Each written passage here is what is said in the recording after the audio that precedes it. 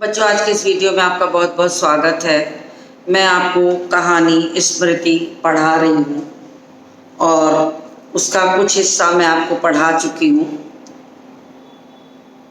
वहाँ तक मैंने पढ़ा दिया था कि जब लेखक और उनका छोटा भाई अपने बड़े भाई की दी हुई चिट्ठी को मक्खनपुर के डाकखाने में जाता है डालने, और वहाँ पर बीच रास्ते में वो खाली कुआं पड़ता है, जिस खाली कुएं में एक सांप रहता था। बच्चे इस बात को पहले से जानते थे क्योंकि वो उसी रास्ते से रोजाना स्कूल जाते थे, तो उसमें ढेला मारते और सांप फुफकारता। रोज की अभ्यास के कारण लेखक के मन में बिल्कुल डर नहीं था। उन्होंने सोचा कि आज भी, क्योंकि छोटा भाई साथ था, तो आज भी ऐसा करते हैं। और वो भूल गया कि वो चिट्ठियाँ डालने निकला है। उसकी टोपी के भीतर 3 चिट्ठियाँ बड़े भाई की दी हुई रखी हैं। और अचानक उस कुएं के पास पहुंचकर उसने झट से उसमें झांका।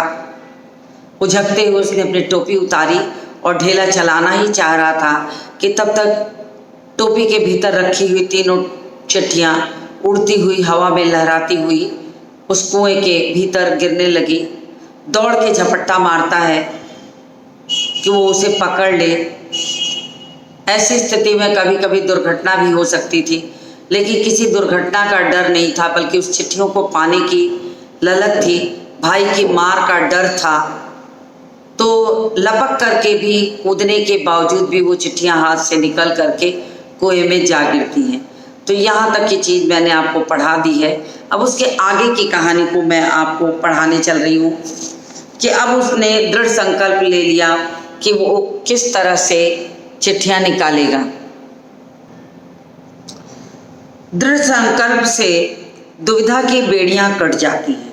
जब आदमी की स्थितियां बहुत नाजुक हो और उसे ये लगे कि निर्णय की स्थिति में वो नहीं है, तो ऐसी स्थिति में इस पार या उस पार दोनों को सोचते हुए जब एक कठिन दृढ़ निश्चय व्यक्ति ले लेता है, तो उसके मन से संशय और भय बिल्कुल अपने आप जो है वो दूर हो जाता है। तो उन्होंने लिखा है कि दृढ़ संकल्प से दुविधा की बेड़ियां कट जाती हैं। मेरी दुविधा भी दूर हो गई। अब लेखक के मन में जो डर और दुविधा थी कि उसे क्या करना है, चिट्ठियां निकालना है या घर जाके झूठ बोल देना है या किसी और तरह से बचना है, उसकी समझ में नहीं आता। अंत में उसने निर्णय कर ही लिया कि कुछ भी हो जाए, आज मैं इस कुएं के भीतर से ये 3 चिट्ठियां निकालूंगा ही। ये दृढ़ निश्चय उसने कर लिया और किसी भी तरीके से उसने इस कार्य को संपन्न करने की ठान ली। चूंकि अपने डंडे से उसने कई बार कई सांपों को, भयानक सांपों को मारा था, तो उसके अंदर हिम्मत थी। वो सोचा कि मैं संभवतः सफल हो जाऊंगा। ये सोचकर उसने इस कार्य को करने का दृढ़ निश्चय लिया। बात बहुत खतरे की थी। कुएं के भीतर, काफी गहरे कुएं के भीतर चिट्ठियां थी। कुएं की गहराई में उतरने का साधन नहीं था। फिर भी सब कुछ सोच करके उसने निर्णय ले ही लिया कि उसे क्या करना है। अब उस निर्णय का परिणाम देखिए, कितना भयंकर निर्णय था। जो मरने को तैयार हो उसे क्या, मूर्खता और बुद्धिमत्ता से किसी काम को करने के लिए कोई मौत का मार्ग भी स्वीकार कर लेता है। अब बुद्धिमानी से काम करने का जब निर्णय दिमाग में आ गया, तो उसके बाद उसका निर्णय और क्या होगा इसको सोचने का मौका नहीं मिलता है कि इसके बाद जो होगा देखा जाएगा, लेकिन मुझे ये काम करना है। इसे कहते हैं दृढ़ निश्चय। तो ऐसा ही उसने सोचा और मौत का मार्ग भी स्वीकार कर लिया। मौत का मार्ग ही था एक तरीके से कि कुएं में, कच्चे कुएं में सांप गिरा है। कच्चे कुएं का जो व्यास होता है, गोलाई होती है, वो भी कम होती है, ज़्यादा जगह नहीं होती है, मिट्टी कच्ची होती है, स्थान नहीं होता कि उतरने सरकने का। फिर भी देखिए वो उसने हिम्मत बना ही ली। वह भी जानबूझकर, तो फिर वह अकेला संसार से भिड़ने को तैयार हो जाता है।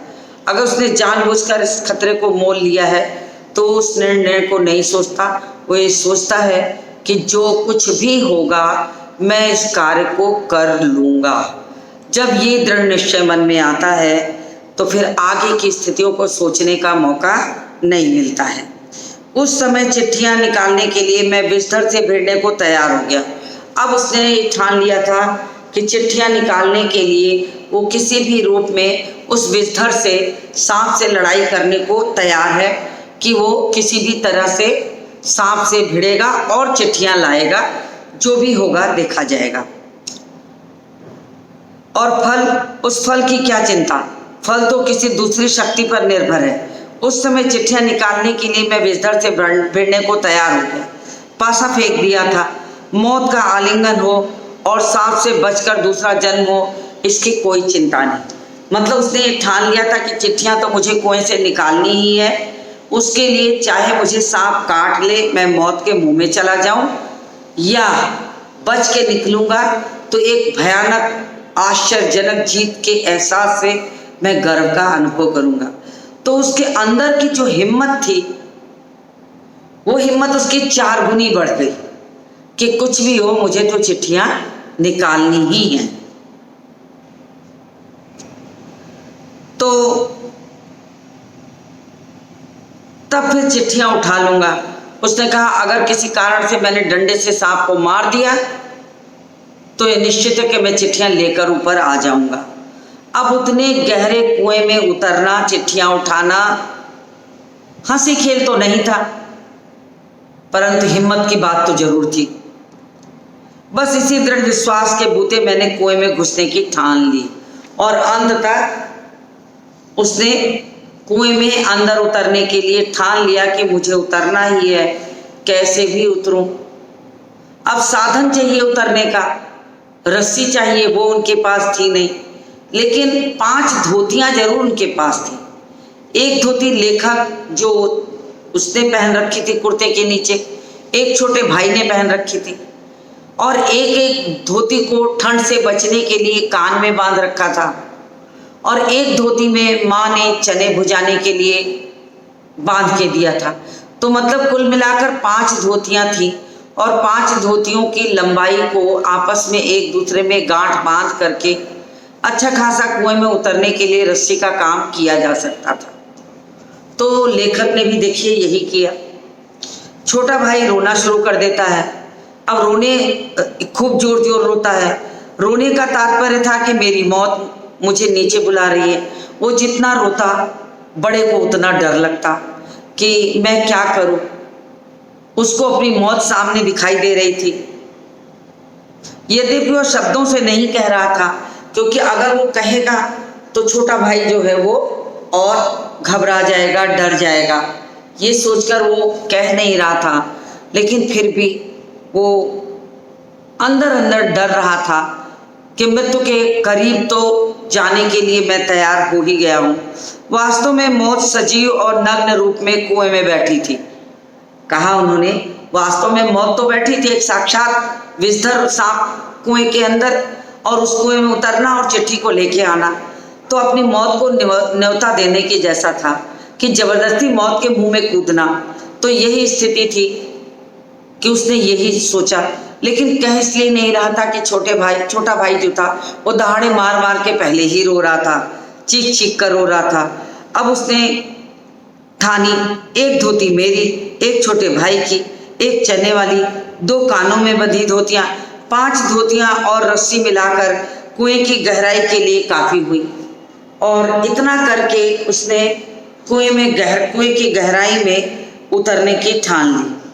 हम लोगों ने धोतियां एक दूसरे में बांधी और खूब खींचा, आजमा लिया गांठें कड़ी हैं या नहीं, यानी रस्सियों को एक दूसरे में बांधकर खींच कर देख लिया कि सारी गांठें मजबूत हैं, यानी भार का वहन कर सकती हैं, सह सकती हैं। ये सोच करके उसने गांठें को कड़ी की, बांधा देखा और अपनी ओर से कोई धोखे का काम नहीं रखा। मतलब पूरी मजबूती के साथ, हिम्मत के साथ रस्सियों का, धोतियों की गांठों को चेक करके, अच्छी से जांच पड़ताल करके उसने काम शुरू किया। धोती के एक सिरे पर डंडा बांधा और वो उसे कुएं में डाल दिया। दूसरे सिरे को डेंग यानी धोती को उसने के दूसरे सिरे को जो कुएं के बीच में डंडा होता है जिस पर एक गड़ारी पहिए की तरह लगी होती है जिससे रस्सी डालकर पानी के लिए कुएं में उतारा जाता है, एक उससे बांध दिया। तो डेंग से बांध दिया, कुएं में डाल दिया। दूसरी सिरे को डेंग लकड़ी जिस पर चरस या पुट टिकता है चारों तरफ से एक चक्कर देकर एक गांठ लगाकर बांधा और छोटे भाई को दे दिया। मतलब गांठ बांध दिया क्योंकि छोटा भाई तो उतना भार संभाल नहीं सकता था, तो उसने उस चरस की पुट से भी उस रस्सी के किनारे को बांध दिया और हाथ में छोटे भाई को भी पकड़ा दिया कि तू इसे थाम कर बैठ और मैं नीचे उतरता हूँ। छोटा भाई केवल 8 वर्ष का था, इसलिए धोती को डेंग से कड़ी करके बांध दिया। तब उसे खूब मजबूती से पकड़ने को कहा। छोटा भाई छोटे होने के कारण उतनी मजबूती से पकड़ नहीं सकता था। अगर उसे डेंग का सहारा रहता तो संभवतः वो पकड़ सकता था। तो उसने कहा कि मैंने डेंग से इसे बांध दिया है, फिर भी तू इसे मजबूती से पकड़ कर रख और थामना। मैं कुएं में धोती के सहारे घुसने लगा। अब वो धोती को पकड़कर धीरे धीरे धीरे धीरे कुएं में उतरने की कोशिश करने लगा। छोटा भाई रोने लगा। मैंने उसे आश्वासन दिया। अब छोटा भाई बड़े भाई को, मतलब मझला जो लेखक है, उसको जब कुएं में उतरते देखता है तो उसे लगता है कि वो अपने ठीक सामने अपने भाई को मौत के मुंह में जाते देख रहा है, तो वो जोर जोर से दहाड़े मार मार के रोने लगता है। वो उसे समझाता है कि घबरा मत, मैं कुएं के नीचे पहुंचते ही सांप को मार दूंगा, तू मत घबरा और मेरा विश्वास रख। मैं सांप को मार कर, पहले मैं सांप को मारूंगा फिर चिट्ठियां उठा के लाऊंगा। उसने छोटे भाई को हर तरह से ये चीज समझाई और समझा करके उसने देखा कि सांप को मारकर मैं लाऊंगा, ये आश्वासन समझा बुझाकर कुएं में उतरने की तैयारी उसने कर ली। इससे पहले मैंने अनेक सांप मारे थे, इसलिए कुएं में घुसते समय मुझे सांप का तनिक भी भय नहीं था। क्योंकि आए दिन गांव में सांप निकलते हैं और डंडे के प्रहार से मारकर गांव वाले ढीठ हो चुके होते हैं, तो लेखक को ये लगता है कि सांप का उतना भय नहीं है, बस सांप उस चिट्ठियों के ऊपर ना बैठा हो, किसी तरह वो मारकर वो चिट्ठियां लाएगा ही। तो तनिक भी भय नहीं था। उसको मारना मैं बाएं हाथ का खेल समझता था, यानी बहुत आसान लगता था उसे कि वो सांप को मारकर चिट्ठियां पाकर बिल्कुल जीत हासिल करके वो ऊपर आसानी से आ जाएगा। उसके मन में सांप का तनिक भी डर नहीं है। चिट्ठियां बस पाने के लिए एक दृढ़ निश्चय करके उसने कुएं में उतरना शुरू कर दिए।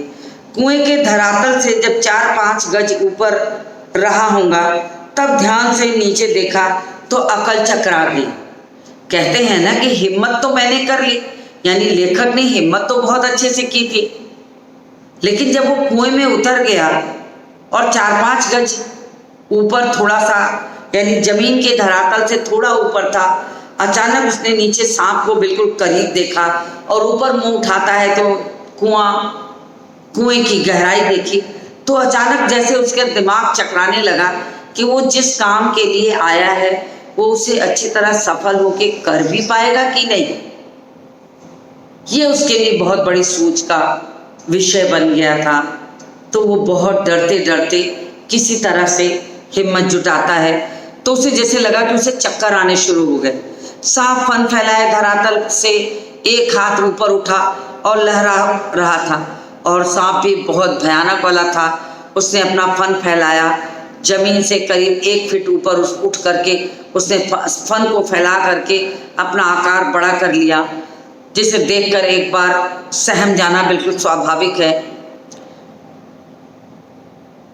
पूंछ और पूंछ के समीप का भाग पृथ्वी पर था, मतलब पूंछ का हिस्सा जमीन पे लपेटकर और बाकी हिस्से को उसने उठा करके बिल्कुल यूं करके बैठ गया। अब तो धरातल से 1-1.5 फीट ऊपर वो वैसे ही हो गया। मेरे उतरने की गति से जो इधर उधर हिलता था उसी के कारण शायद वह मुझे उतरते देखकर सांप घातक चोट के आसन में बैठ गया। सांप भी बहुत समझदार होता है। जब उसने देखा कि कोई व्यक्ति इस कुएं में उतर रहा है और वो घातक प्रहार कर सकता है, तो वो भी सतर्क होकर फन फुला कर करके बीचों बीच बैठ जाता है, पूंछ को जमीन पर रख करके और अपना सर धरातल से करीब 1 फीट ऊपर 1.5 फीट ऊपर फन फैला करके आक्रमण करने की मुद्रा में बिल्कुल बैठ जाता है कि आक्रमण करने की मुद्रा में आ गया हो। नीचे डंडा बंधा था। मेरे उतरने की गति से जो इधर उधर हिलता, शायद इसी कारण वो सांप घातक चोट के आसन पर बैठा। सपेरा जैसे बीन बजाकर काले सांप को खिलाता है और सांप क्रोधित हो फन फैलाकर खड़ा होता है और फुफकार कर मार कर चोट करता है। ठीक वही स्थिति थी। डंडा लेके उतरते समय लेखक जब उतरता है तो सांप को समझ में आता है, तो ठीक वैसा ही लगता है जैसे सपेरा बीन बजाता है और बार बार सपेरे के मुंह के सामने, सांप के मुंह के सामने जब वो बीन को गोल गोल घुमाता है तो सांप फन फुलाकर बिल्कुल बैठ जाता है और उतने ही आक्रमण वो करता है। तो ठीक ऐसे ही उसको लगने लगता है कि अब वो जो लेखक उतर रहा था डंडा लिए, अब वो भी आक्रमण की मुद्रा में बिल्कुल तैयार हो गया। सपेरा जैसे बीन बजाकर काले सांप को खिलाता है और सांप क्रोधित हो फन फैलाकर खड़ा होता है और फुफकार मारकर चोट करता है, ठीक उसी प्रकार सांप तैयार था। उसका प्रतिद्वंदी मैं उससे कुछ हाथ ऊपर था, यानी बराबर की लड़ाई थी। फन फुलाए नीचे धरातल पर सांप और आक्रमण के लिए तैयार था। उसके ठीक ऊपर कौन? वो लेखक लटका हुआ था बीचों बीच, और वो एक प्रतीक्षा कर रहा था कि कब वो पांव जमीन में रखे और कब वो जबरदस्त फन चलाकर उसे डस ले। धोती डेंग से बंधी होने के कारण कुएं के बीचों बीच लटक रही थी। अब जो कुएं के बीच का डंडा था, उस डेंग, उसको डेंग कहते हैं, उस डेंग में धोती थी, तो लेखक बिल्कुल कुएं के बीचों बीच लटक रहा था। मुझे कुएं के धरातल की परिधि के बीचों बीच ही उतरना था। उसके माने था कि सांप से 1-1.5 फुट गज नहीं की दूरी पर पैर रखना है। अब उन्होंने कहा कि जब उन्हें सांप बीच उतरना है तो सांप से कम उसके फन फुलाने से 1-1.5 गज दूरी बनाकर उसे पांव जमीन पर रखने होंगे, ताकि वो अगर अपना फन पटके भी तो डंडा चलाने की जगह उनके पास हो। ये सोचकर उन्होंने पूरा गुणागणित कर लिया कि किस तरह से वो धरातल पर पांव रखें कि उसके आक्रमण से भी बच जाएं और चिट्ठियां भी हाथ लग जाएं।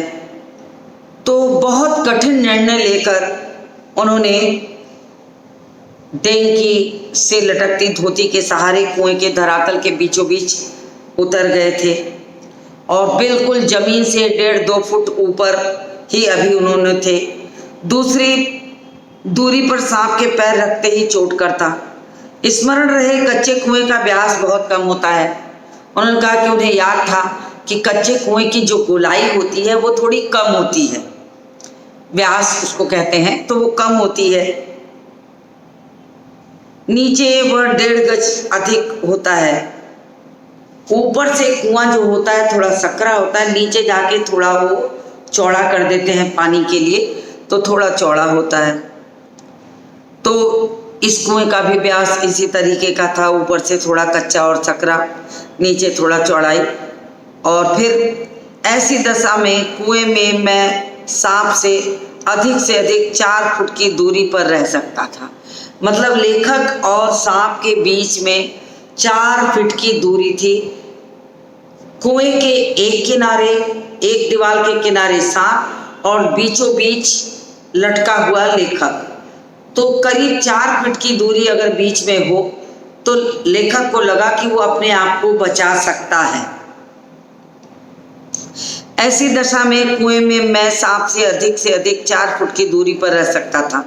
वह भी दशा में जब सांप मुझसे दूर रहने का प्रयत्न करता, पर उतरना तो था कुएं के बीच में, क्योंकि मेरा साधन बीचों बीच लटक रहा था। अब डंडा जो उन्होंने लटकाया था वो बिल्कुल बीचों बीच था। डंडे को हाथ में लेते तभी सांप को मार सकते थे, तो उन्हें तो कुएं के बीचों बीच डंडा जो था उसे उठाकर सांप पर वार करना था। तो कुल मिलाकर बड़े चौकन्ने रूप में प्रयत्न करना था। हर तरह से साधन हाथ में हो, डंडा हाथ में हो। थकावट तो होना बिल्कुल स्वाभाविक है, क्योंकि उतने अंदर कुएं में रस्सी के सहारे से लटक कर उतनी देर तक रुके रहना और फिर उसी लटके लटके में सांप को मारना, चिट्ठियाँ उठाना और फिर उसी धोती के सहारे ऊपर आना, ये कोई आसान काम नहीं था। कम उम्र में ये अपने में बहुत बड़ा काम था। आज का दौर होता तो मशीनें होती, चीज़ें होती, उस जमाने में कुछ नहीं होता था। थकावट से ऊपर चढ़ भी नहीं सकता था, इतना नीचे उतर के फिर वापस निर्णय बदलने की हिम्मत उनके अंदर नहीं थी। जब तक अपने प्रतिद्वंदी को पीठ दिखाने का निश्चय नहीं किया था, यदि ऐसा करता तो कुएं के धरातल पर उतरे बिना क्या मैं ऊपर चढ़ सकता था। अब उसके मन में आया कि मैं अब वापस जाऊं, ये तो मेरे बस का नहीं है, और अब इतने नीचे उतर कर अगर मुझे ऊपर भी जाना है तो मुझे धरातल पर तो उतरना ही पड़ेगा। अब उनके मन में डर, हिम्मत, ताकत, निर्णय के बीच उलझते उलझते उन्होंने हिम्मत बनाई, यदि ऐसा करता भी तो कुएं के धरातल पर उतरे बिना क्या मैं ऊपर चढ़ सकता था। धीरे धीरे उतरने लगा और ये सोचकर वो धीरे धीरे कुएं में उतरने लगे। एक एक इंच ज्यों ज्यों मैं नीचे उतरता जाता त्यों त्यों मेरी एकाग्र चित्तता बढ़ती जाती। जैसे जैसे वो जरा जरा सा खिसकते, सांस कानों पर रुके, आहट न हो, इसलिए वो बिल्कुल धीमी गति से धीरे धीरे धीरे, मन कठोर, आंखें स्थिर, कान स्थिर, दिमाग एकदम एकाग्र करके वो अपनी एकाग्र चित्ता को बढ़ाते हुए धीरे धीरे नीचे की ओर सरक रहे थे। मुझे एक सूझ सूझी, तभी उन्हें एक उपाय सूझा। दोनों हाथों से धोती पकड़े हुए मैंने अपने पैर कुएं के बगल लगा दिया। अब दोनों हाथों से उन्होंने कस के धोती को पकड़ रखा था और पैर को झूला झुलाते हुए दीवार पर मारा। जब दीवार कुएं की बगल पे लगा दिया और दीवार पैर से लगते ही जब हवा में झूलते हुए पैर को दीवार पर लगाया तो कच्चे दीवार से कुछ मिट्टी का हिस्सा जो था वो टूटकर कुएं में गिर पड़ा। सांप ने फूंक करके उस पर मुंह मारा। अब कुएं पर मिट्टी का गिरना था, जिस ओर मिट्टी गिरी थी सांप भी सरक कर उसी ओर जाकर जोर से फुफकार मारता हुआ उसने बिल्कुल पैर से जिधर मिट्टी थी उधर ही उसने फुफकार मारी। मेरे पैर भी दीवार से हट गए और मेरी टांगे कमर से समकोण बनाती हुई लटक गई।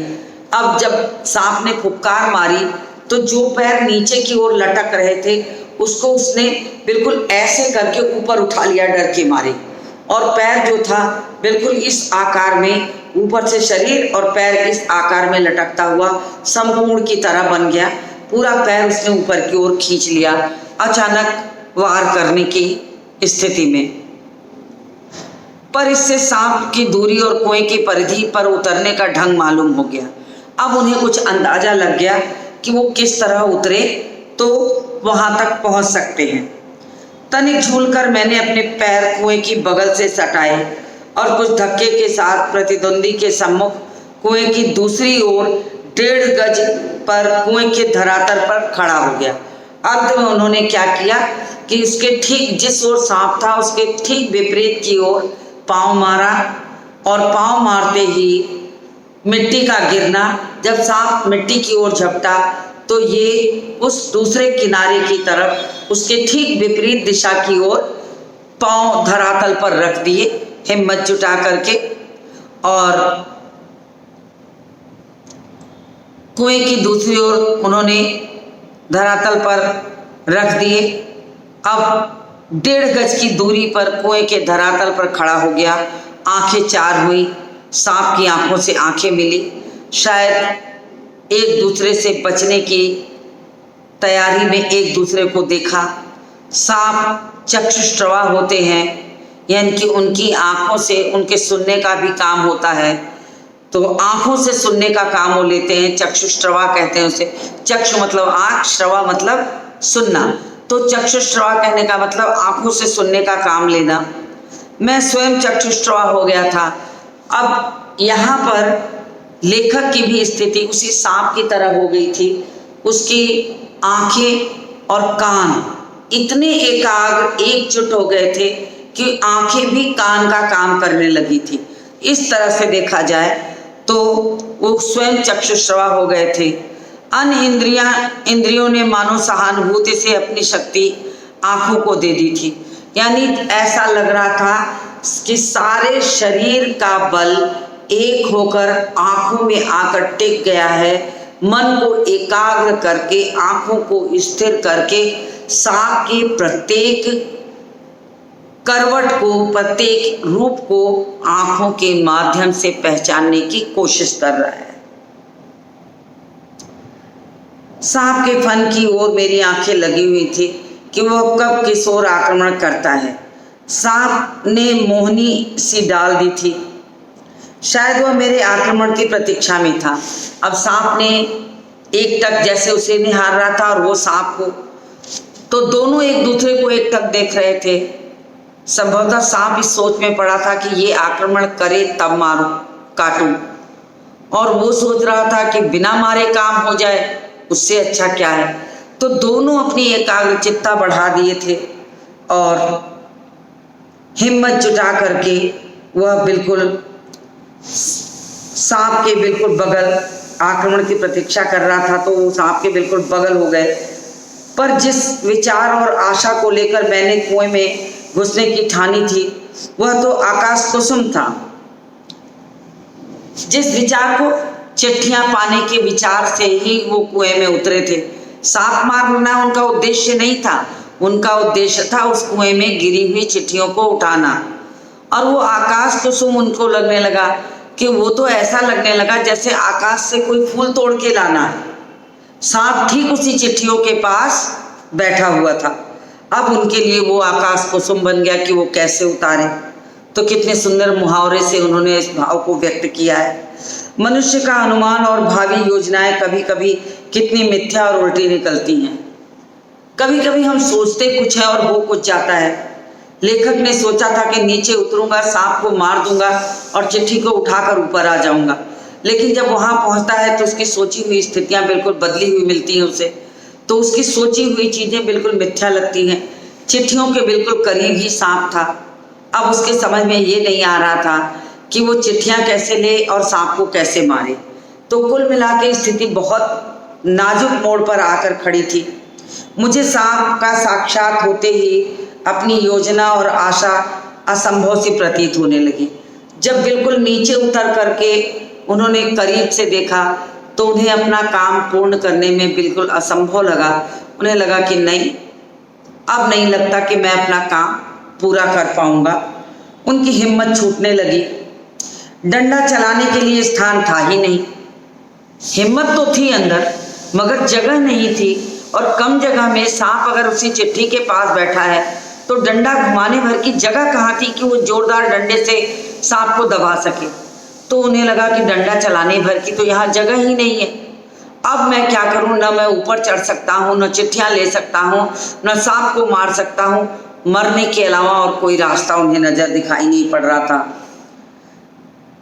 सांप को डंडे से दबाया जा सकता था, पर ऐसा करना मानो तोप के मोहरे पे खड़ा होना था।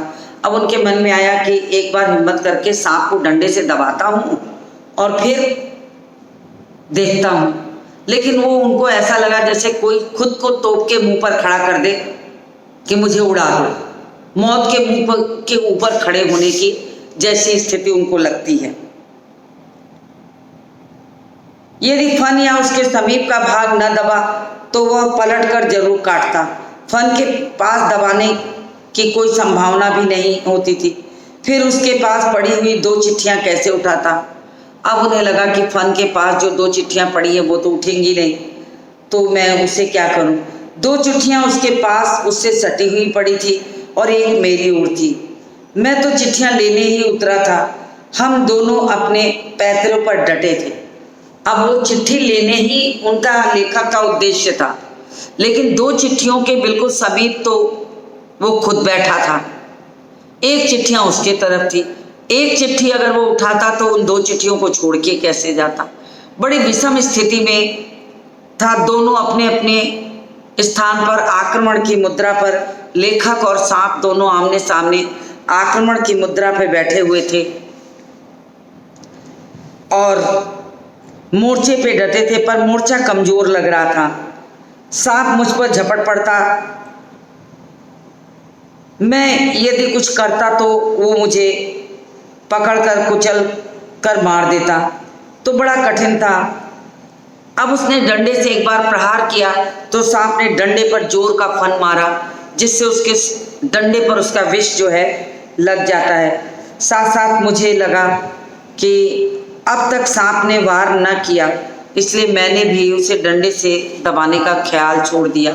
अब उन्हें लगा, अब आखिरी दौर में हम चल रहे हैं कि वो चिट्ठियाँ कैसे निकाली जाएं। इसका जो सबसे बड़ा साधन था वो सोचने के आखिरी मोड़ पर हैं, लेकिन ये आज कहानी का आखिरी हिस्सा नहीं हो पाएगा। तो आज मैं इस वीडियो को यहीं समाप्त करती हूँ। आखिरी हिस्से को अपने अगले वीडियो में लेकर आऊँगी। तो इसी के साथ इस वीडियो को समाप्त करती हूँ और मिलती हूँ आपसे अगले वीडियो में।